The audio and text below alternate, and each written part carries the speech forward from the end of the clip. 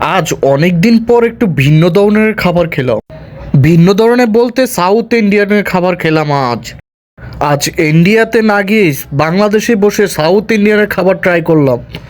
পুরান ঢাকায় গ্যান্ডারিয়াতে এই রেস্টুরেন্টে সাউথ ইন্ডিয়ানের খাবারটা পাওয়া যায়। তাদের ছোট্ট একটি রেস্টুরেন্টে খাবারের আইটেম ছিল অনেকগুলো, যার মধ্যে সাউথ ইন্ডিয়ানের খাবার ছিল বেশি। তাদের মেনুতে ছিল ৭৫টি আইটেম, যা তুলনামূলক অনেক বেশি। আর তাদের সব আইটেমই সব সময় অ্যাভেলেবেল থাকে।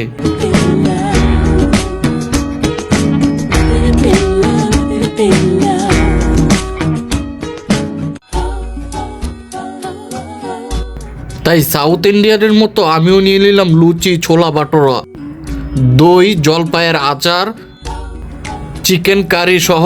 প্লেটারটার প্রাইস ছিল ২৫০ টাকা।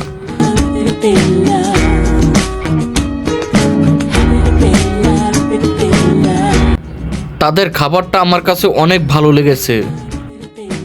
২৫০ টাকায় এই প্লেটারটা একজনের জন্য খুবই যথেষ্ট খাবার ছিল।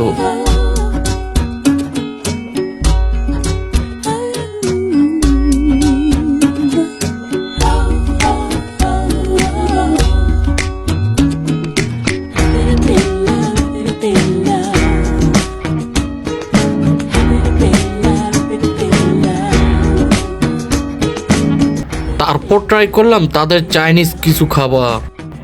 তাদের প্রাইস হিসাবে খাবারটা অনেক বেশি, একজন খেলে পেট ভরে যাবে।